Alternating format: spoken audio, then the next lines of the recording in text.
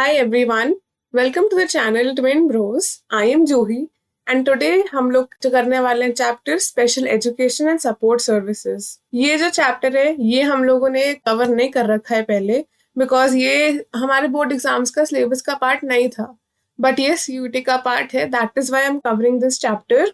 So we will do most important MCQs and previous year questions ताकि आपको idea लग जाए कैसे क्वेश्चंस आ सकते हैं। तो let's get started. First question is for special and inclusive education to be effective, certain support services should be available to the children.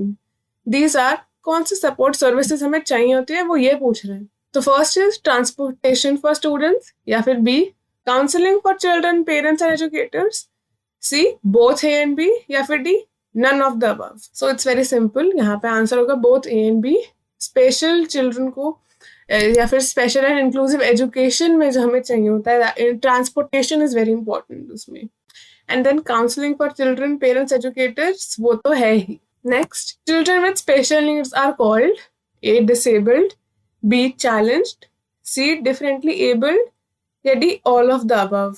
Now if you read the chapter you would know the answer, but किसी ने नहीं पढ़ा तो वो कहेगा all of the above है इसका answer, but that is not true. Answer है डिफरेंटली एबल्ड। हम उन्हें डिसेबल्ड या चैलेंज नहीं बुलाते हैं। Then next question, what is the term for difficulty in reading, writing and arithmetic?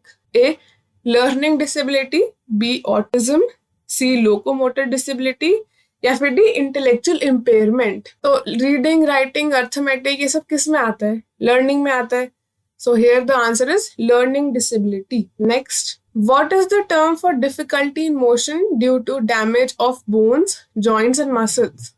A learning disability, B cerebral palsy, C intellectual impairment, या फिर D locomotor disability। तो जब bones, joints, muscles की बात होती है तो इसमें learning disability तो नहीं आ सकता, intellectual impairment भी नहीं आ सकता, it is also not locomotor disability। यहाँ पे आंसर इज cerebral palsy। इसमें हमारे डैमेज होता है बोन्स, जॉइंट्स, मसल्स, और फिर चलने में और मोशन में दिक्कत आती है। Next question, what does EIP stand for? A individual entrepreneurship programme, B individualised education programme, C international education programme, या फिर D interpersonal education program. So the full form of IEP is individualized education program. Next question, which of the following is not considered a support service? A speech therapy, B counseling, C occupational therapy, या फिर D midday meal। तो यहाँ पे not a support service पूछा है तो the answer is very obvious। speech therapy, counseling, occupational therapy ये सब तो होते हैं। midday meal is not a support service, so यहाँ पे the answer is D midday meal। Next, what type of support system does a hearing impaired student typically need in school? मतलब अगर किसी के hearing में थोड़ा सा problem है तो फिर वो कौन सा support system require करेंगे? hearing aids या transportation या occupational therapy या फिर all of the above?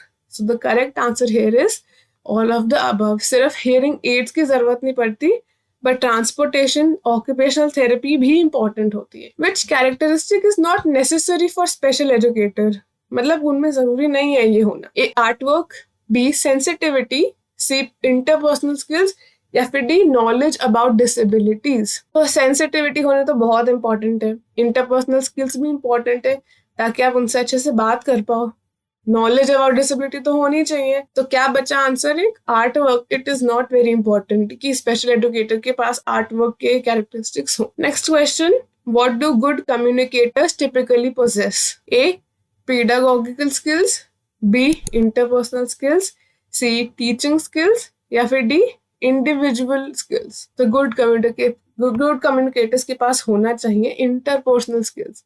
इसका मतलब ये होता है कि आप जिस इंसान से बात कर रहे हैं आप उसकी बात अच्छे से समझ पा रहे हैं या नहीं, अपनी बात ढंग से समझा पा रहे हैं या नहीं, अच्छे से समझना एक दूसरे को, that is called interpersonal skills. तो गुड कम्युनिकेटर्स के पास ये होता है। In which year was person with disability PWD Act passed under Sarva Shiksha Abhiyan? This is another very important question because ये ईयर याद रखना हमें जरूरी है। ए 1995, बी 2000, C 2010, या फिर D 1990? Answer here is 1995। Then next question is, what is minimum qualification for certificate course in early childhood special education enabling inclusion? तो minimum qualifications के लिए क्या 10th होनी चाहिए या 12th या graduation या post graduation? तो ये अगेन हमारा उसमें आता है कि एंड ऑफ द चैप्टर में जब हम पढ़ते हैं, so the answer here is 10th. बस 10th तक क्वालिफिकेशन हो चाहिए, then you can do this course. Next,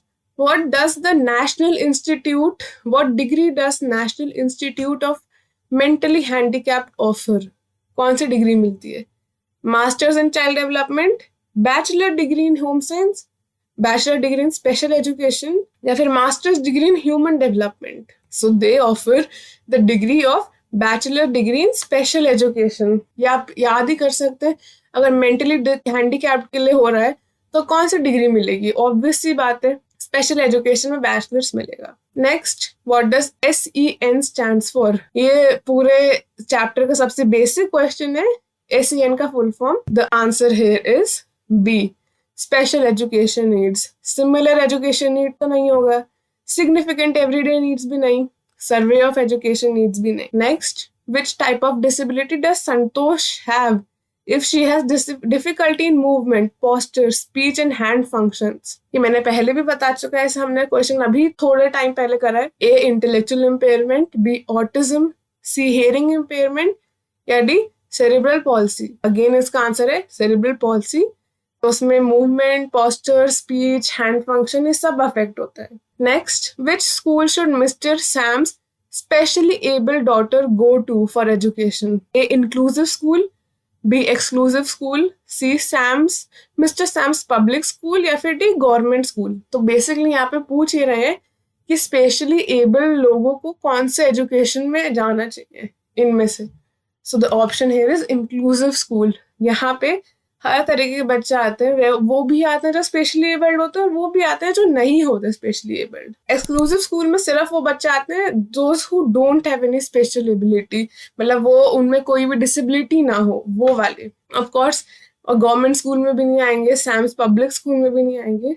so the correct answer here is inclusive school. Next, what special skills should a special educator possess? A, sensitivity, B, interpersonal skills, C, knowledge about disability या फिर D, all of the above. तो इसका answer है all of the above because all of these skills are important. अब हम आते हैं assertion reasoning पे. Assertion is special educator should have interpersonal skills. और उन्होंने रीजन ये दिया है, good communicators make effective special educators. Effective special educators मतलब अच्छे special educators. Strategy and adapt according to them. तो इनमें से पहले तो हमें देखने दोनों के दोनों स्टेटमेंट सही है कि नहीं है. अगर है तो क्या दोनों में कोई लिंक बैठ रहा है? हमने अभी इंटरपर्सनल स्किल्स और गुड कम्युनिकेशन पे क्वेश्चन करा था, थोड़े से ही क्वेश्चन पहले था वो, है ना. तो इन दोनों में लिंक तो बैठ रहा है और दोनों स्टेटमेंट भी सही है. तो the correct answer here is A. Both A and R are true, and R is the correct explanation of A. Next, assertion.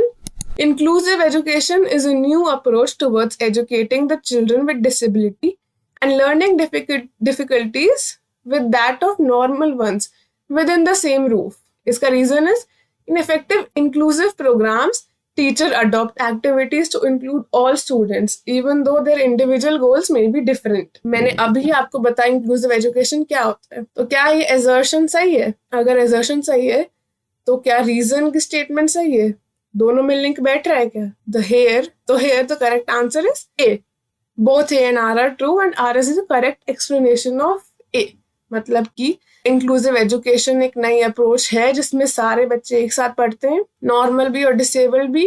और ये क्यों होता है इन्होंने रीजन में ये बताया, बिकॉज उससे क्या होता है, teachers adopt activities to include all the students. तो वो अच्छा माना जाता है बच्चों की एजुकेशन के लिए एंड उसमें सारे एक्टिविटीज इंक्लूड होते हैं, चाहे इंडिविजुअल गोल हो कुछ भी. तो दोनों इंक्लूसिव एजुकेशन प्रोग्राम के बारे में ही बात कर रहे हैं ना, इसलिए the correct option is A. And with this we end the chapter. I hope आपको समझ आया हो. अगर कोई डाउट्स हो then do let me know in the comments and I will try to answer. Please like the video. Thanks for watching.